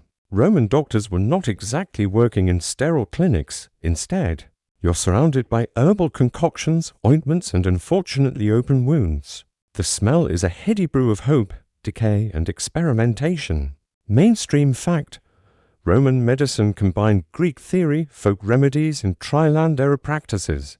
Doctors used herbs like thyme, sage, and mint, brewed into tonics or plastered onto wounds. The result: the air hums with sharp, Bitter scents, fresh herbs crushed under mortar and pestle, resin burned for cleansing, vinegar splashed on cuts. At first, it almost feels refreshing, like stepping into an ancient apothecary. But then you notice the patient's. A soldier extends his arm, the bandage stained yellow with pus. When the doctor unwraps it, a sour, sickly smell curls into the air. You step back quickly. The doctor calmly dabs it with honey and natural antiseptic, but the odor lingers. Metallic and putrid. Suddenly, the mint and sage don't smell so strong anymore. Quirky tidbit. One remedy involved using ground up mouse brains for toothaches. Yes, really. Imagine leaning in to sniff that jar-nutty herbs laced with a faint rodent tang. You shiver, suppressing a laugh. Joke number 1 arrives. Ancient Rome, the only place where your dentist might prescribe ratatouille for your molars. Historians still argue how effective Roman medicine really was. Some believe herbal remedies and surgical techniques were advanced for their time. Others argue infections and poor hygiene made most treatments dangerous. Smelling this mixture of herbs and pus, you'd side with the skeptics. Whatever healing was happening here, it certainly wasn't clean. The doctor moves to another patient, this one coughing violently. Each hack releases a cloud of sour breath, sour wine, rotten teeth, and sickness all mingled. The smell fills the small space, sticking in your nostrils like glue. You turn away, pretending to admire the jars of herbs, but there's no escaping it. Another quirky moment. Jars of garlic and onions sit on a shelf, not for cooking, but for medicine. Romans believed they could ward off disease and even evil spirits. The pungent aroma makes your eyes water. Imagine lying in bed, feverish, while someone rubs raw onion paste on your chest. You think, better hope the fever kills me first. Joke number 2. The clinic itself doesn't help. It's poorly ventilated with smoke from incense and resin, burning to purify the air. The resin is piney and sharp, but mingled with the underlying stench of sickness, it only makes things worse, like spraying cologne over a gym bag. You cough, eyes streaming, while the doctor insists the gods themselves are being appeased. Historians still debate whether Roman doctors were respected or distrusted. Some were slaves or freedmen working in markets. Others were wealthy, attached to noble families, but the smells of their practice were universal: herbs, wounds, and smoke. Standing here now, you're struck by how much medicine relied on overpowering foulness with stronger foulness than you. Here a grown as a physician pulls out a cauterizing iron. He heats it in the coals until it glows red, the metallic tang hitting your nose even before it touches flesh. When it does, the smell is unmistakable. Burnt hair, seared skin, acrid and sharp. You gag. Patients grit their teeth, believing this pain might save them. Joke number 3 comes as you watch a man sip a tonic so foul he spits half of it out. The doctor nods approvingly, saying, if it tastes disgusting, it must be working. You mutter, congratulations, you've invented the first energy drink. You stagger back outside, lungs aching for fresh air. But Rome doesn't offer fresh air, it offers variety. And now your nose catches something darker, heavier. The sewer, the cloaca maxima. Rome's pride and shame runs beneath your feet, and today it's burping its secrets straight into the street. You barely escape the herbal smoke and singed flesh of the doctor's corner, when the ground itself begins to whisper a new warning. A sour, sulphurous breeze rises from a grate in the street. You pause, peering down into the darkness below. The Romans were proud of their sewer system, the cloaca maxima, one of the largest and oldest in the world. But right now, it's not pride you're smelling. It's something closer to rotten eggs, ammonia, and wet stone. Mainstream fact. The cloaca maxima was a marvel of engineering. Built originally to drain marshes, it later became the main sewer of Rome, channeling waste and runoff into the Tiber River. Its tunnels were vast enough for workers to walk inside, and Roman writers boasted about it as proof of their city's greatness. But greatness doesn't always smell great. On warm days, gases bubbled up from the drains, perfuming the streets with their foul breath. The odor rising now is layered and confusing. Part of it is unmistakably human waste, sharp, sour, clinging. Another part is stagnant water and musty, dampness like moldy basements. Then comes the sulphurous tang, making you think of volcanoes and rotten eggs. You gag slightly, covering your nose with your sleeve. Quirky tidbit: Romans sometimes tossed sacrifices into the sewers to appease underworld gods. So those foul smells might not just be methane, they might carry traces of ancient offerings. Pig entrails mingled with prayers. You imagine the gods receiving Rome's devotion in the form of sewage. Joke number 1 leaps up: nothing says holy like flushing your sacrifice straight to the Tiber. Historians still argue how effective the Cloaca Maxima was. Some praise it as a masterpiece that kept the city livable. Others note that overflow and blockages often sent sewage right back into the streets. Standing here with your eyes watering, you'd side with the second group if this is working. You don't want to know what failure smelled like. The grates themselves belch unpredictably. One moment it's just damp stone, the next it's a sharp burp of raw waste. You imagine walking home at night, lantern in hand, only for a sewer burp to knock the appetite right out of you. And yet Romans lived with it daily, their streets laced with hidden rivers of stink. Quirky moment: a boy tosses a pebble into the grate, and seconds later a bubble bursts up with a fresh wave of gas. The crowd laughs, noses wrinkled as though it's a game. To you, it's a reminder of just how normalized the sewer's exhalations were. Joke number 2: you think about how modern cities brag about fresh air. Rome's civic slogan could have been, "Come for the marble, stay for the methane." The air changes as you follow the line of drains toward the river. Here, the smell intensifies because the Cloaca Maxima empties directly into the Tiber. The river breeze carries hints of algae and mud, but it's laced with the unmistakable tang of raw sewage. You pity the bathers downstream, splashing in water that just swallowed half the city's waste.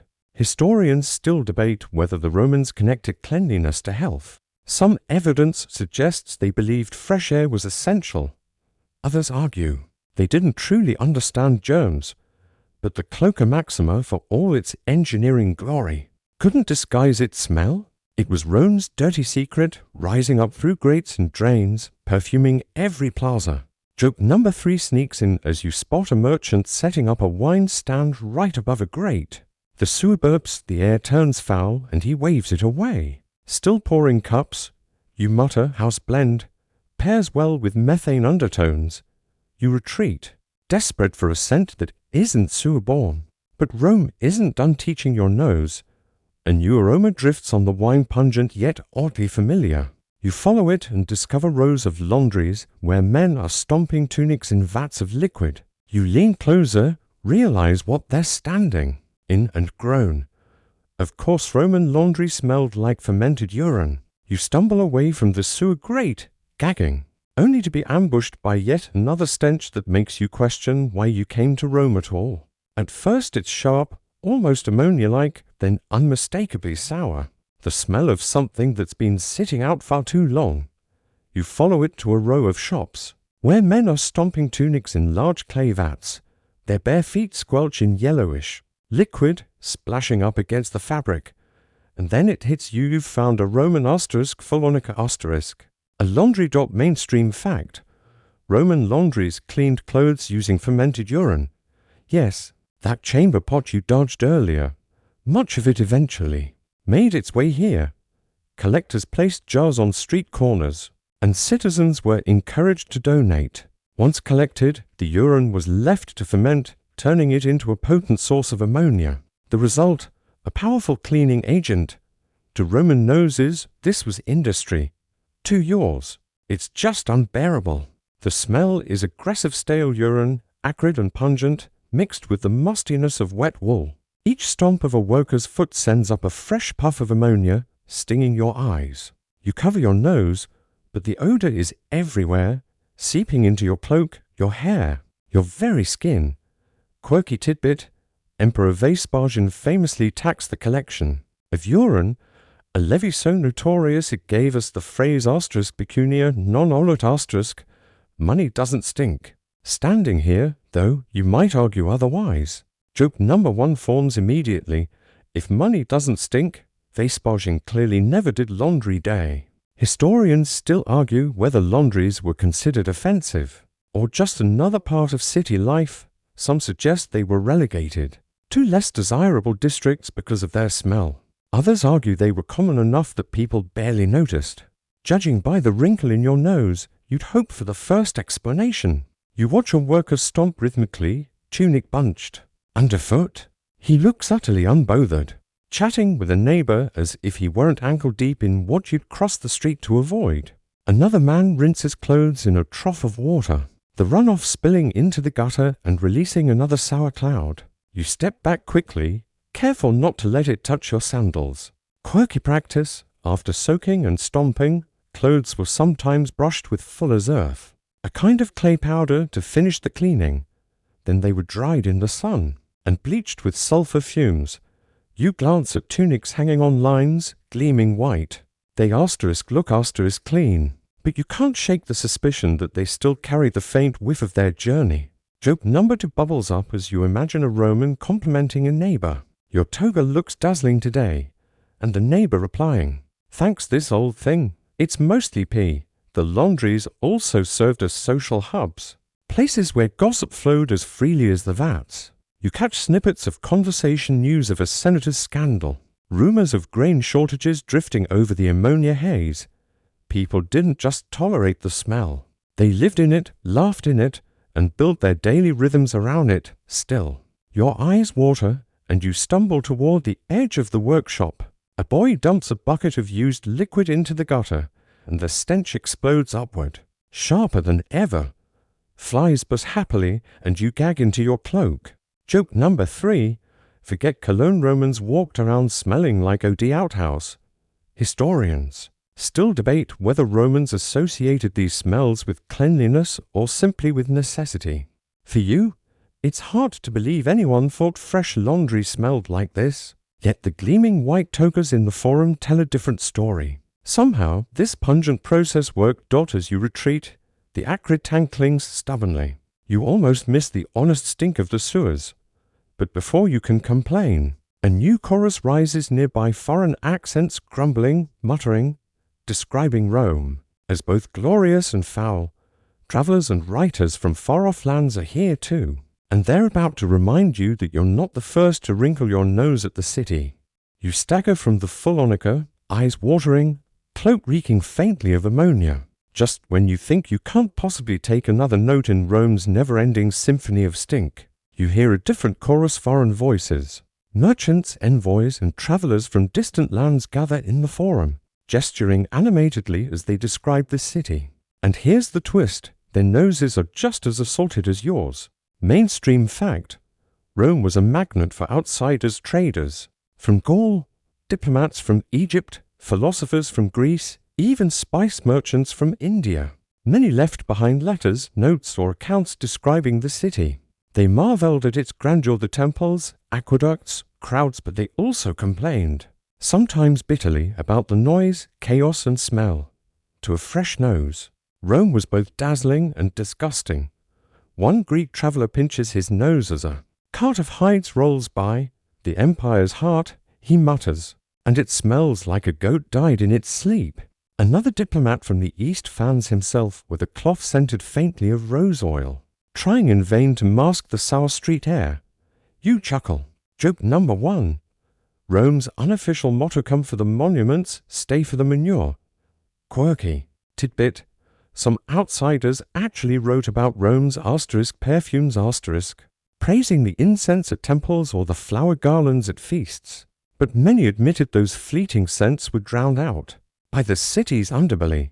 You overhear a Gallic merchant joke that the only way to survive was to stuff your nostrils with wool dipped in wine. You glance at him now, actually doing it, and suppress a laugh. Historians still argue whether these complaints were exaggerations, cultural bias, or accurate reflections. Was Rome truly more foul than Alexandria or Antioch, or did foreigners simply notice what locals ignored? Standing in this crowd, you feel vindicated. It's not just you. Even seasoned traders wrinkle their noses when a breeze carries the reek of donkey dung. The irony is thick. Rome prided itself on civilization, yet to outsiders it often smelled barbaric. A man from Carthage grins wryly as he comments, "Your empire conquers the world, but can it conquer its own gutters?" His friend laughs, though the chuckle turns into a cough when smoke from a kitchen fire drifts past. Joke number 2 comes as you watch an ambassador from the East clutch a perfumed handkerchief to his face. You think, the world's most powerful city, and everyone survives it by inventing the first gas mask. Still, some foreigners adored the smells others despised. An Egyptian notes the incense at sacrifices reminds him of home, while a Greek gourmand insists garum is a delicacy. You realize that even stink is subjective. What one nose calls revolting, another calls familiar. For Romans, cabbage stew and fish sauce smelled like dinner. For outsiders, they smelled like punishment. Quirky moment, a trader from Britannia lifts his mug of Posca and declares it better than swamp water back home. The crowd groans, but he gulps happily. Breath reeking of vinegar, you cover your nose quickly. Joke number 3 whispers in your head. Rome wasn't built in a day, but its hangover breath sure was. Historians still debate whether foreigners grew accustomed after weeks in the city. Some suggest acclimation dulled their complaints, others say they never stopped grumbling. Judging by the chorus here, adaptation wasn't guaranteed. You drift away, oddly comforted. You're not alone in your suffering. Rome smells humbled even the proudest envoys. But as you step into the sunlight again, your nose twitches, a new odor is rising. One that shifts with the wind and the season. Sometimes it's rot, sometimes it's damp. Sometimes it's heat itself baking the city's filth into the stones. The cycle of the year doesn't just change the skies of Rome, it changes its stink. And you're about to breathe it all in. You linger in the forum for a moment, watching the foreign merchants complain into their perfumed cloths. When your nose twitches again, the air feels different, thicker, heavier, and suddenly you realize you've stumbled into something far more relentless than perfume or pig dung. It's the cycle of the seasons. Rome doesn't smell the same in summer as it does in winter, and each change brings its own brand of misery. Mainstream fact: Rome had a Mediterranean climate, hot, dry summers and mild, rainy winters. Without refrigeration, sanitation, or modern drains, every shift in weather amplified the city smells in a new way. In summer, rot bloomed faster, sweat poured heavier, and stagnant water festered. In winter, dampness clung to everything, mold crept across walls, and smoke hung low over the city like a suffocating blanket. You inhale deeply now, and your nose confirms it. The season shapes every breath. It's summer in your imagination, and the streets bake under a blazing sun. The sour tang of garbage piles turns rancid within hours. Meat left hanging in market stalls sours by midday. Even the Cloaca Maxima seems to belch more often, its gases heated by the sun, burping foulness upward like some monstrous underground dragon. Sweat pours off everybody you pass, soldiers, vendors, children, and the air itself smells human, salty and sour. Joke number 1. Rome didn't need saunas. Summer turned the whole city into one. Quirky tidbit: summer heat also meant more insects. Clouds of flies hovered over garbage heaps and market stalls, adding their own musty buzz. Mosquitoes thrived in the Tiberias' marshy edges, and while you can't smell them, you can smell the stagnant water that breeds them, green, swampy, and faintly sulphurous. You slap your arm reflexively, knowing Rome's summer perfume is equal parts sweat and swamp. Historians still argue whether winters in Rome felt cleaner. Some sources suggest the cool air dampened the worst stenches. Others point to constant rain creating its own problems. As you shift your imagination to winter, you inhale and understand. The cold doesn't erase odors, it transforms them. Now, the air smells damp like wet stone and mold. The insulae sweat from the inside, their walls dark with mildew. Woolen cloaks never quite dry, carrying the sour tang of wet sheep day after day. Fires burn longer in winter and the smoke hangs heavy in the damp air. You cough as the acrid haze sticks low, coating your throat like wet ash. Streets grow muddy, mixing with waste and manure, until every step splashes a new cocktail of damp rot and dung. Joke number 2 pops into your head. Rome's winter Fashion wasn't what cloaks it was mold in 6 shades of green. Quirky sight during winter festivals.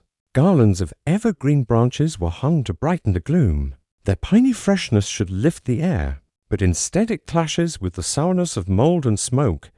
You laugh softly. Rome's version of holiday cheer smells like someone tried to air out a barn with a Christmas tree. Historians still debate which season was worse.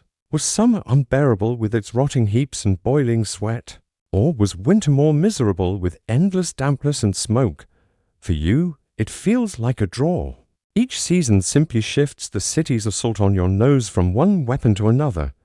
You sigh as you watch the sun dip lower, casting long shadows. Seasonal or not, Rome's smells never take a break, they just change costumes.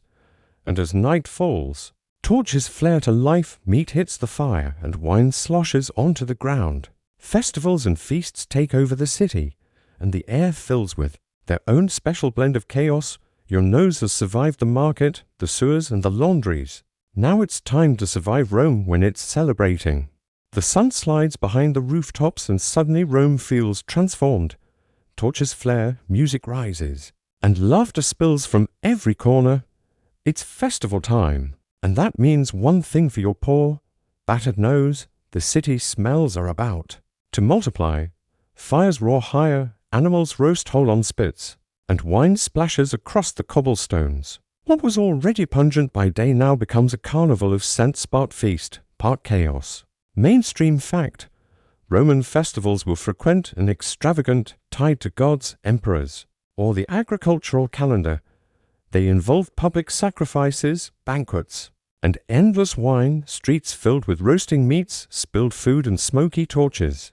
The smells weren't carefully curated, they were overwhelming blasts of celebration. Tonight, your nostrils are about to drink in everything from incense to singed goat hair. The first scent to grab you is meat. Huge oxen and pigs roast on spits, their fat dripping onto hot coals with loud hisses. The smoke is thick, savory, and greasy, curling upward and coating the night sky. For a moment, it's mouth-watering. You could almost imagine yourself enjoying a feast. Then a gust of wind carries a burnt note, and you realize someone scorched the hair off a goat too hastily. The bitter tang of charred fur rides the breeze, souring the richness. Quirky tidbit: Romans sometimes covered the streets with flower petals during festivals. You see them scattered underfoot now: roses, violets, lilies crushed into the cobblestones by sandals and hooves. Their fragrance still lingers faintly, but mingled with spilled wine and animal grease. It smells less like a garden and more like compost with delusions of grandeur. Joke number 1 sparks in your mind. Rome's version of potpourri was just whatever got trampled first. Wine flows as freely as smoke. Amphorae are cracked open, and goblets slosh, spilling sour red liquid onto the ground. The scent is sharp, acidic, with a sweetness that turns sticky in the night air. People breathe it out as they laugh and shout. So the whole crowd smells faintly of grapes gone half fermented. One drunk man hiccups in your face and you stagger back, cloaking your nose. Historians still argue whether these festivals were more sacred or more like drunken street parties. Some sources emphasize the solemn sacrifices, while others describe wild feasting that left the city covered in debris. From where you stand, the truth smells obvious. Rome's piety always came with a hangover. More scent swirling, torches crackling, with resin releasing piney smoke, honey cakes sizzling in oil. They're sweet. Fried aroma momentarily lifting your spirits, garlands of incense tossed on flames, adding bursts of frankincense and myrrh. It's intoxicating, dizzying, exhausting. All at once, quirky sight, a man drenched in wine stumbles past, clutching half a roasted chicken. He drops it, shrugs, and keeps dancing. A stray dog seizes the prize, ripping at it with a greasy snarl. The smell of meat and dog breath mingles and you sigh. Joke number 2, Rome's clean-up crew. Wasn't slaves, it was dogs with good timing. The festival crowd adds its own human perfume. Sweat drips from dancers, perfume bottles are poured liberally, and breath reeks of garlic, fish sauce, and sour wine. The air is so thick with it that you almost forget the torches. until smoke curls into your throat again, your lungs ache, your head spins, and still the music pounds on. Historians still debate whether Romans embraced the smells of their festivals, or tried to cover them with incense. Judging by the sheer volume of resin burning tonight, the priests were at least trying. But no cloud of frankincense can truly erase the mixture of meat, wine, sweat, and garbage. It's a carnival for the senses, and your nose is front row. Joke. Number 3 hits as you see a child scoop spilled wine from the gutter with a cup. You mutter. Rome invented the first all-you-can-drink special straight from the street.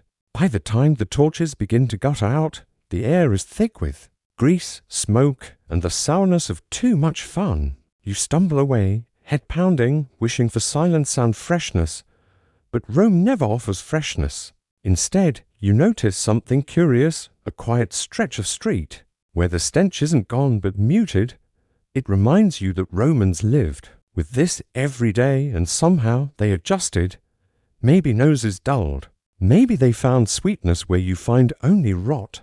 And now, as the city dozes, you're about to glimpse that strange resilience. The festival fades behind you, leaving torches smouldering and gutters sticky with wine. For the first time all day, the streets are quieter. You pause, inhaling cautiously, expecting another assault. And yet, something's changed. The city still smells. Of course it always smells, but your nose has started to dull. Where once every odor slammed into you like a hammer, now they blur together into a background. Yum!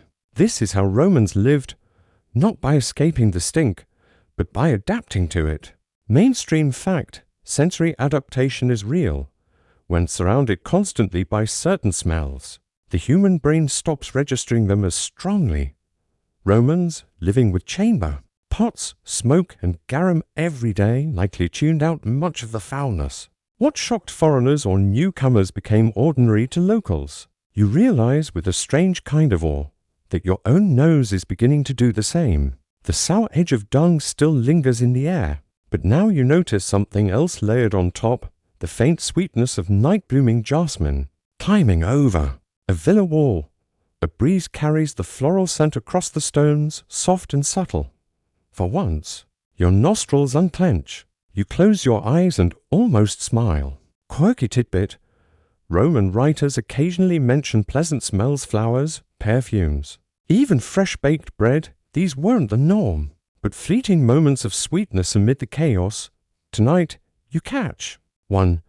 A baker's oven cooling, releasing the last warm whiff of bread. Mixed with the background stink, it's strangely comforting. Joke number 1.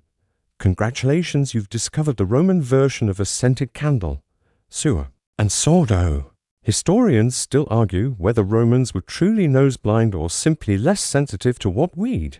Call filth, some suggest. They genuinely enjoyed incense and flowers more strongly because they contrasted so sharply with daily odors. Others argue their tolerance levels were simply higher. Either way, tonight proves that the city wasn't only stink, it had pockets of sweetness. If you were patient enough, you wander further. A fountain burbles softly. It's water-catching moonlight. The air here smells cleaner, almost metallic, like wet stone. For a fleeting moment, you could almost believe in freshness. Then a stray dog trots by, shakes itself, and leaves behind its musky trail. The illusion cracks. But your nose no longer panics, it accepts. Quirky sight, a woman tosses a garland of roses into the fountain, perhaps as an offering or just a whim. The petals float, their fragrance faint but real. You lean closer, breathing deeply, letting the sweetness mingle with damp stone. For once, you're not gagging. You're inhaling by choice. Joke number 2 arrives as you think. Rome's true. Magic trick wasn't building aqueducts, it was convincing you the city smelled better at night. Still, the background funk never vanishes. Somewhere distant, you catch garum, faint but persistent. Another breeze hints of smoke, yet the edge is gone. Your brain, mercifully, has stopped fighting. Instead, it weaves the stink into normalcy. You're beginning to smell Rome the way Romans did, not as a series of assaults, but as a constant atmosphere, a fabric of life itself. Historians still debate whether this resilience was conscious. Did Romans brag about their ability to endure? Or did they simply never think about it? For you, it feels like survival instinct. Your nose, exhausted, has decided to wave the white flag. Joke number 3 comes as you realize this adaptation might be dangerous. You mutter, Step 1, survive the stink. Step 2, accidentally invent the world's first deodorant. You pause under an archway, letting the night air wash over you. The smell of Rome is still a challenge, but no longer unbearable. You've joined the ranks of 1,000,000 citizens who found sweetness amid filth, who carried on in a city that reeked but thrived anyway. But don't get too comfortable. Tomorrow morning, the city will wake again with chamber pots tipping, donkeys braying and markets boiling, and your nose will be back on duty. For now, though, you've survived another round, and as dawn approaches, one last test waits, the ultimate exhale of the city itself, the final breath of Rome. The night is soft now, torches guttering low, and the city feels like it's exhaling. You wander the quiet streets, hearing only the shuffle of sandals and the distant bark of a dog. For once, the air isn't a direct assault, it's a blender. Lingering smoke of extinguished fires, the sour ghost of wine spilled at the festival, the faint ammonia from laundries carried on a breeze. Rome is breathing out, and you're breathing with it. Mainstream fact, even at rest, Rome never stopped. Producing smells. Fires smoldered all night, animals shifted in their pens, and drains kept belching. The Cloaca Maxima didn't take a break just because the city slept. But what changed was intensity. Without the crush of crowds and carts, the odor softened into a background murmur, less like shouts and more like whispers. You pause by a fountain where moonlight ripples across the water. The air smells faintly metallic, stone-washed cool after the heat of the day. For the first time since arriving, you take a deep breath without flinching. You almost laugh had your nose finally surrendered, or had Rome itself decided to grant you mercy. Quirky tidbit, some Romans swore the night air was dangerous, carrying miasmas that could make you sick. Doors and shutters were closed tight. Incense burned in bedrooms to ward off bad air. You glance at a villa window where smoke curls out of a lamplit room and wonder if the family inside is trying to perfume their dreams. Joke number 1. Rome didn't need monsters under the bed, it had stink in the night air. Historians still argue whether Romans truly feared nighttime smells, or if those warnings were more symbolic than medical. For you, the night feels calmer, safer even if the background funk never leaves.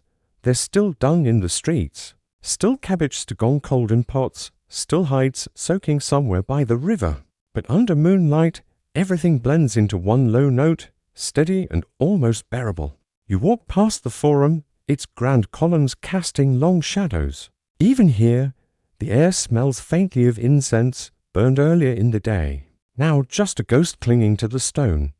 Somewhere farther off, you catch the rich, almost pleasant whiff of bread cooling in ovens. The city, even asleep, still gives you crumbs of sweetness. Joke number 2 comes as you yawn, realizing you're acclimating. Congratulations, your nose has joined the Roman Empire. Resistance is futile. You make your way toward the edge of the city where the Tiber flows dark and silent. The river carries its own scent, muddy, algae-rich, and yes, still tainted with sewage. But the night breeze spreads it wide, softening the edges until it's almost tolerable. Almost. You lean on the parapet, watching stars flicker above the black water, and inhale the full bouquet one last time. Quirky sight, a barge drifts by, its cargo amphory of garum, the pungent sauce bound for far-off lands. The smell wafts faintly across the water, a reminder that Rome exports not just goods but odors too. You chuckle softly. Joke number 3. Some empires spread culture. Rome spread the smell of rotten fish. And then it hits you, this was the city's true signature. Not its marble, not its legions, but its smell. 1,000,000 people, fires, foods, animals, perfumes, and wastes all woven together into one giant, unforgettable breath. You survived it. Barely. But you survived. The streets grow quieter still, and so does the story. Rome, with all its grandeur and grit, settles into the soft sigh of night. The fires shrink to embers, the animals curl into corners. And the air, though still carrying its patchwork of odors, feels gentler under the stars. You breathe in slowly, letting each layer drift past without clinging. There's still a trace of smoke, yes, but it mingles with the cool damp of stone. There's still the tang of wine and sweat, but it's muted now, softened by distance. Even the river's muddiness seems less sharp, folded into the rhythm of flowing water. The city is still alive, but its voice has quieted, lowered itself to a whisper.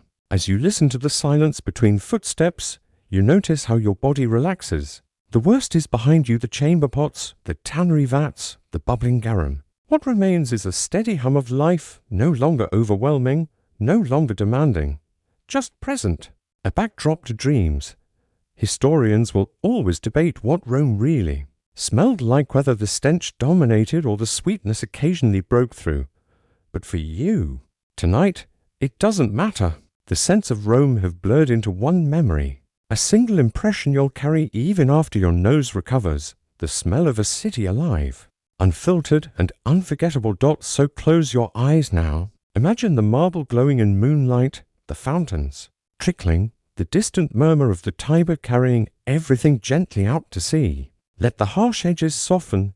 Let the city's bouquet fade into something quieter, something easier. Breathe slower. Feel your eyelids grow heavy, and let Rome's final exhale guide you into rest.